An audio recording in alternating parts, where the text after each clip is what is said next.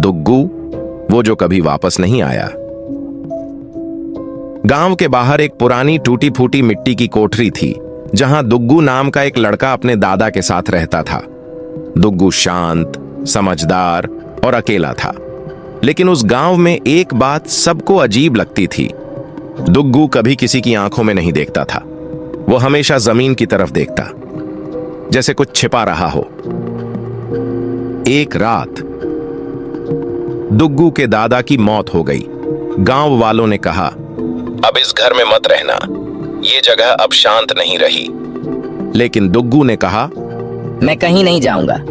दादा ने कहा है, रात को दरवाजा मत खोलना, चाहे कोई भी पुकारे। गांव वाले डर गए पर चुप रहे। फिर एक अंधेरी रात घंटी बजी। टिक टिक टिक। कोई दरवाजे पर था। दुग्गू ने झांक कर देखा, कोई नहीं था।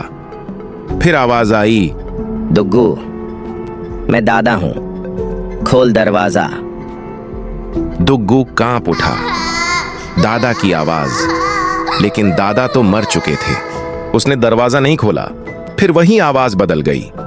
अब वो गहरी, डरावनी और जमीन से आती हुई लग रही थी। तू नहीं खोलेगा तो मैं आ जाऊंगा। और अगले ही पल कमरे की दीवारें खुद ही चटकने लगीं।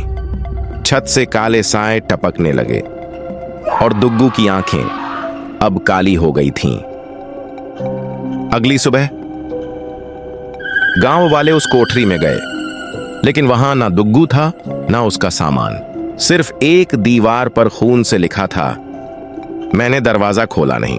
फिर भी वो अंदर आ गया। अब जब भी कोई बच्चा उस कोठरी के पास जाता है, दरवाजा अपने आप खुल जाता है और कोई धीमे से कहता है, दुग्गू वापस आ गया है। अगर आपको यह कहानी पसंद आई हो तो एक छोटा सा काम करिए, नीचे सब्सक्राइब का बटन दबा दीजिए। आपका एक क्लिक हमें और भी अच्छी कहानियां लाने का हौसला देता है। यह चैनल आपकी वजह से ही जिंदा है, तो हमारी इस छोटी सी दुनिया को बड़ा करने में हमारा साथ दीजिए। सब्सक्राइब जरूर करें और हां, घंटी बजाना मत भूलिएगा, ताकि अगली कहानी सीधे आपके पास पहुंचे। धन्यवाद और अगली डरावनी मुलाकात तक सावधान रहिए। गोस्ट।